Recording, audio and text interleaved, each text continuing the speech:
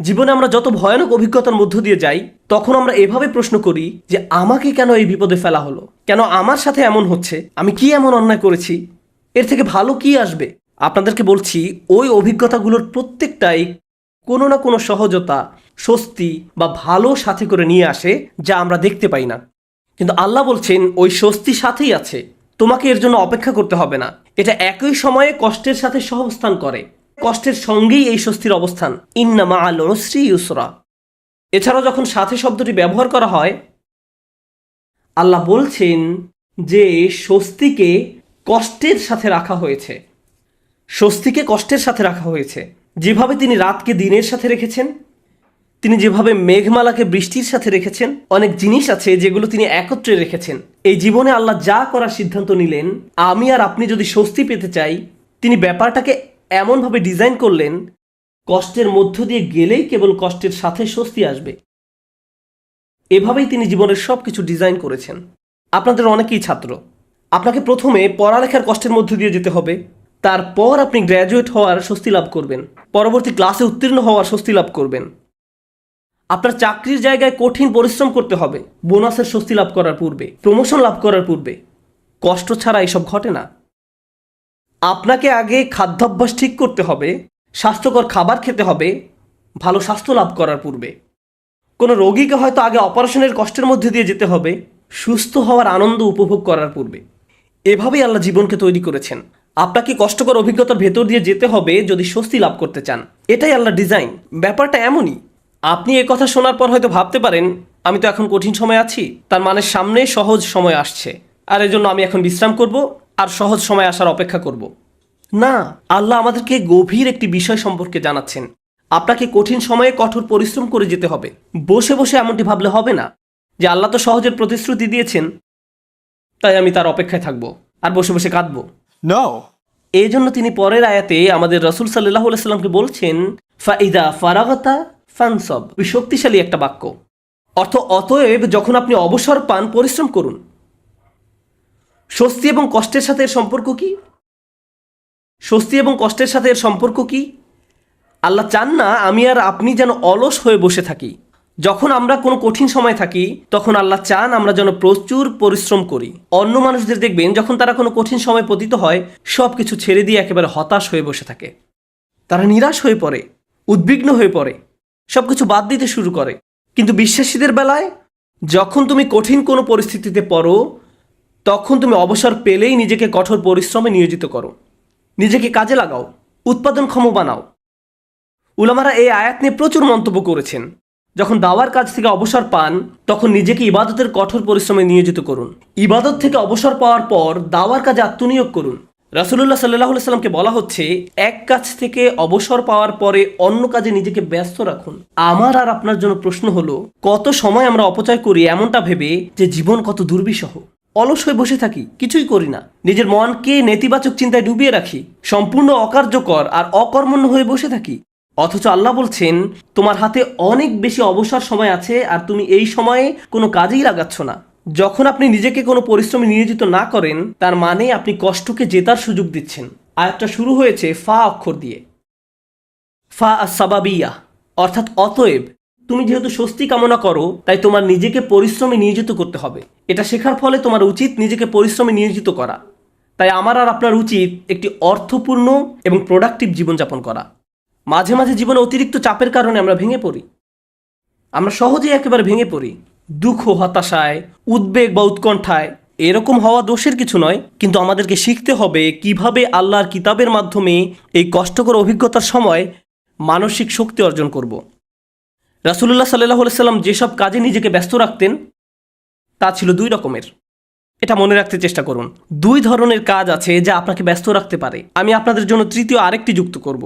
রাসূলুল্লাহ সাল্লাল্লাহু আলাইহি সাল্লাম হয় এমন কোনো কাজে নিজেকে ব্যস্ত রাখতেন যাতে আল্লাহকে খুশি করত, অথবা তিনি এমন কোনো কাজে ব্যস্ত থাকতেন যা আল্লাহর কোনো সৃষ্টির উপকার করত। তিনি হয় শুধু আল্লাহর জন্য কিছু করতেন, নামাজ পড়া, জিকির করা, এই কাজগুলো ছিল শুধু আল্লাহর জন্য, অথবা তিনি কাউকে সাহায্য করতেন, তিনি কাউকে পথ দেখাতেন, শিক্ষা দিতেন, এমনকি তিনি মানুষকে জীবিকা উপার্জনের জন্য সাহায্য করতেন। এভাবে তিনি অন্য মানুষদের সব ধরনের সাহায্য করতেন। এখন আপনি নিজেকে প্রশ্ন করুন, এই দুই ধরনের কাজের কোনটি আপনি করছেন? আমি কি এমন কিছু করছি যা আল্লাহকে খুশি করছে, বা আমি কি এমন কিছু করছি যা কারো জীবনে স্বস্তি নিয়ে আসছে? মূলত আল্লাহ অন্য একটি সূরায় রাসূলুল্লাহ সাল্লাল্লাহু আলাইহি সাল্লামকে এই কাজগুলো সম্পর্কে বলেছেন, ফাআম্মাল ইয়াতীমা ফালা তাকহার ওয়া আম্মাস সাইলা ফালা তানহার ওয়া আম্মা বিনি'মাতি রাব্বিকা ফাহাদ্দিস। সুতরাং আপনি এতিমদের প্রতি কঠোর হবেন না, আর ভিক্ষুককে আপনি ধমক দিবেন না। কিন্তু আপনি যখন অতিরিক্ত চিন্তা করতে থাকবেন নিজের সমস্যাগুলো কতটা খারাপ, জীবনটা কেমন দুর্বিষহ, কিভাবে সব কিছু তার গতিপথ হারিয়ে ফেলছে, কোনো কিছুই কোনো দিন ঠিক হবে না, তাহলে নিজের মাঝে আপনি অতিরিক্ত ডুবে আছেন, আপনি নিজেকে নিয়েই পড়ে আছেন। এভাবে নিজেকে নিয়ে পড়ে থাকলে আল্লাহর সাহায্য আসে না, এভাবে আল্লাহর সাহায্য আসে না। আল্লাহ বলেন, ওয়া ইলা রব্বিকা ফারগব, এবং আপনার পালনকর্তার প্রতি মনোনিবেশ করুন। আমি আর আপনি যে সমস্যাগুলোর মাঝে দিন পার করছি, আজ সেগুলোকে অনেক বেশি, অনেক বড় বলে মনে হয়। সমস্যা ছাড়া আর কিছু নিয়ে আমরা ভাবতে পারি না, কিন্তু একটু সামনে এগিয়ে চিন্তা করলে বুঝবেন আমরা সবাই একটা গন্তব্যের উদ্দেশ্যে ছুটছি, আর সেই গন্তব্যটি হলো আল্লাহর সাক্ষাৎ। ওয়া আন্না ইলা রব্বিকাল মুনতাহা। যদি এই ব্যাপারটা ভুলে যান যে আপনি একটি রেলগাড়ির ভিতরে আছেন, বুঝতে পারেন বা না পারেন আপনি আল্লাহর দিকে ছুটে চলছেন, আপনি কিন্তু নিশ্চলভাবে দাঁড়ানো অবস্থায় নেই। আপনার সমস্যাটি জীবন থামিয়ে দেয়নি, জীবন এখনো এগিয়ে চলছে। আমার আপনার আল্লাহর সাথে দেখা হবেই। আপনি যখন বুঝবেন আমি যাই করি না কেন এই ভ্রমণ থামানোর কোনো উপায় নেই, তখন আপনার পক্ষে নিজের গন্তব্যের প্রতি মনোনিবেশ করা অনেক সহজ হবে। এই মুহূর্তে আমি যে এলাকা অতিক্রম করছি, যে সমস্যাপূর্ণ এলাকা অতিক্রম করছি, একসময় এটা পার হয়ে যাবে, কারণ এটা আমার গন্তব্য নয়। আমার গন্তব্য হলো আল্লাহ আজ্জা ওয়া জাল্লা। এভাবে নিজের মাথায় একটা চিত্র তৈরি করুন। মনে করুন একটি পথ দিয়ে কোথাও যাচ্ছেন, আর পথিমধ্যে কোনো জায়গায় প্রচণ্ড দুর্গন্ধ নাকে এসে লাগলো। যদি চলতে থাকেন গন্ধটা একসময় চলে যাবে, এটা সব সময় আপনার সাথে থাকবে না। চলতে থাকলে একসময় ভালো একটা জায়গায় এসে উপনীত হবেন। আপনাকে হয়তো ভয়ঙ্কর কোনো অঞ্চলও অতিক্রম করতে হতে পারে, আপনি চলতে থাকলে ওই অঞ্চলও পার হয়ে যাবেন। জীবনটা এমনই, আমাদেরকেও এভাবে জীবনের সমস্যাগুলো অতিক্রম করে যেতে হবে। আর আল্লাহ আজ্জা ওয়া জাল্লা বলছেন, আপনার আমার জীবনের প্রতিটি ভ্রমণেরই একটি উদ্দেশ্য আছে। আমাদের নিজেদের শুধু একটি প্রশ্ন করতে হবে, আমরা কি পরিশ্রম করছি? দিন শেষে আমরা কি করছি? তৃতীয় যে ব্যাপারটি নিয়ে আজ কথা বলবো, আগে আমি বলেছিলাম মহানবী সাল্লাল্লাহু আলাইহি সাল্লাম হয় আল্লাহর সন্তুষ্টির জন্য কিছু করতেন, নতুবা তার সৃষ্টির উপকারার্থে কিছু করতেন। আর আমাদের বেলায় দিনের অধিকাংশ সময় আমরা আত্মসেবায় ব্যয় করি। অবশ্যই আমাদের বিভিন্ন জিনিসের প্রয়োজন রয়েছে, আমাদের খাবারের দরকার, পোশাক পরিচ্ছদ প্রয়োজন, চাকরি বাকরি করতে হবে, কিন্তু অবসর সময় আমি কি করি? আয়াতটি কিন্তু আপনার দিনের 24 ঘন্টা সময় নিয়ে কথা বলছে না, আয়াতটি আপনার ফ্রি সময় নিয়ে কথা বলছে। আচ্ছা ঠিক আছে, আপনার এক্ষেত্রে কিছুই করার নেই, আপনাকে ভোর 5টায় ঘুম থেকে উঠতে হয়, 6টার মধ্যে অফিসে পৌঁছতে হয়, এবং সন্ধ্যা 6টা পর্যন্ত অফিস করতে হয়, 7:30 পর্যন্ত ট্রাফিক জ্যামে আটকা থাকতে হয়। ঠিক আছে, কোনো সমস্যা নেই, আপনার কোনো অবসর নেই। কিন্তু যখন অবসর পান তখন কি করে সময় পার করেন? যখন ফ্রি থাকেন সে সময় কি করেন? আল্লাহ আপনার জীবনে সহজ সময় আনবেন কিনা তা নির্ভর করে আপনার অবসর সময় আপনি কি করেন তার উপরে। অবসর সময়ের কর্মকাণ্ড তা নির্ধারণ করবে। আপনি নিজের প্রতি সৎ থেকে আমাদেরকে প্রশ্ন করতে হবে, অবসর পেলে আমরা কি করি? আর আমাদের ছেলে মেয়েদের কিভাবে অবসর কাটাতে শেখাই? যখনই তারা একটু ফ্রি সময় পায় ভিডিও গেম খেলা শুরু করে, যখনই তারা একটু ফ্রি সময় পায় টিভি ছেড়ে দেয়। আমরা উপকারী কিছু করছি না, আমরা প্রোডাক্টিভ কিছু করছি না। একটু সময় পেলে আমরা স্বার্থপর বিনোদনে ব্যস্ত হয়ে পড়ি, স্বার্থপর ভোগবিলাসে যুক্ত হয়ে পড়ি। মাথার মধ্যে শুধু এই চিন্তাগুলো ঘুরপাক খেতে থাকে, দুপুরে কি খাবো, রাতে কি খাবো, কোন সিনেমাটা দেখবো, কিছু দেখতে চাও, কিছু খেলতে চাও। দিন রাত সারাক্ষণ শুধু বিনোদন, ভোগবিলাস আর অর্থহীন রঙ্গরসে ডুবে থাকা। আমাদের জীবন এমনই হয়ে গিয়েছে। কিভাবে এটা ফানসাব?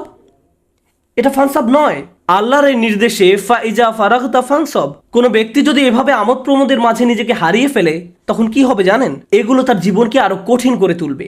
আমি বলছি না আপনি কোনো কিছু খেলতে পারবেন না বা কোনো ধরনের বিনোদন করতে পারবেন না।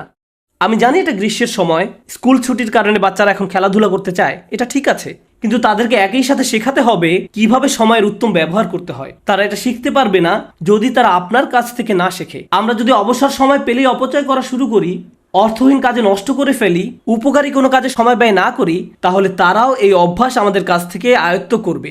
আমরা দৃষ্টান্ত রেখে যাচ্ছি, আমরা আমাদের আচার আচরণকে তাদের জন্য অনুকরণীয় হিসেবে উপস্থাপন করছি। আমরা এই আয়াত অনুযায়ী জীবনযাপন করলে তারা প্রশ্ন করবে, কেন তুমি সারাক্ষণ ব্যস্ত থাকো? কেন আমরা সব সময় কাউকে না কাউকে সাহায্য করি? আমরা এতবার মসজিদে কেন যাই? আমরা সারাক্ষণ এটা ওটা শিখছি কেন? আমাদের অবসর কোথায়? ফাইদা ফারাগতা ফানসব, অর্থাৎ অতএব যখন অবসর পান পরিশ্রম করুন। فإن مع العسر يسرا إن مع العسر يسرا فإذا فرغت فانصب وإلى ربك فارغب। নিশ্চয়ই কষ্টের সাথে স্বস্তি রয়েছে। এই নির্দেশগুলো আল্লাহ আমাদের মহানবী সাল্লাল্লাহু আলাইহি সাল্লামকে প্রদান করেছিলেন। এই বিষয়গুলোর উপর ফোকাস করতে তাকে নির্দেশ দেওয়া হয়েছিল সাল্লাল্লাহু আলাইহি সাল্লাম। আমরা যদি আমাদের জীবনকে উন্নত করতে চাই, আমাদেরকেও এই শিক্ষাগুলো নিজেদের জীবনে বাস্তবায়ন করতে হবে। আমাদের সবারই জীবনে কোনো না কোনো সমস্যা রয়েছে। একটি সমস্যার সবচেয়ে বড় কঠিন দিক কোনটি? সমস্যার বাহ্যিক দিক মোকাবেলা করা সবচেয়ে কঠিন নয়, সবচেয়ে কষ্টকর ব্যাপারটি ঘটে আমাদের হৃদয়ে। সবচেয়ে দুরূহ ব্যাপার হলো সমস্যার সময় আমার অনুভূতি নিয়ন্ত্রণ করা। এটা আমাকে পুরোপুরি অসার, নিস্তেজ বানিয়ে দেয়। এখন সূরাটির দিকে লক্ষ্য করুন। প্রথমে যে স্বস্তি আল্লাহ আমাদের রাসূল সাল্লাল্লাহু আলাইহি সাল্লামকে প্রদান করেন, আলাম নাশরাহ লাকা সাদরাক, হে নবী, আমি কি তোমার বক্ষদেশ প্রসারিত করে দেইনি?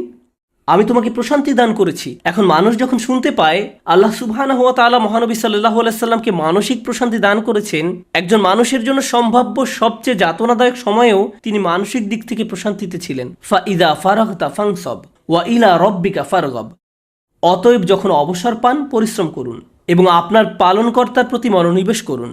আমরা যদি এই কাজটি করতে পারি, তাহলে আশেপাশের মানুষ আমাদের সম্পর্কে যাই বলুক না কেন, এতে কিছুই যায় আসে না। বাহ্যিক দিক থেকে আমরা যে সংকটেই থাকি না কেন, তাতেও কিছু যায় আসে না। আমরা মানসিক দিক থেকে দারুণ প্রশান্তিতে থাকবো। অন্য সবাই তো কাঁদবে, নার্ভাস হয়ে থাকবে, কিন্তু আপনি নিজেকে প্রশান্ত পাবেন, কারণ আপনি এই মহাসত্য অনুযায়ী পথে চলেছেন। আমি দোয়া করি আল্লাহ আজ্জা ওয়া জাল্লা যেন আমাদের সবার অন্তরে প্রশান্তি দান করেন। আল্লাহ আজ্জা ওয়া জাল্লা আমাদেরকে ওই সমস্ত মানুষদের অন্তর্ভুক্ত করুন আল্লাহর করুণায় যাদের হৃদয় উন্মুক্ত হয়ে পড়েছে এবং বক্ষ প্রসারিত হয়েছে।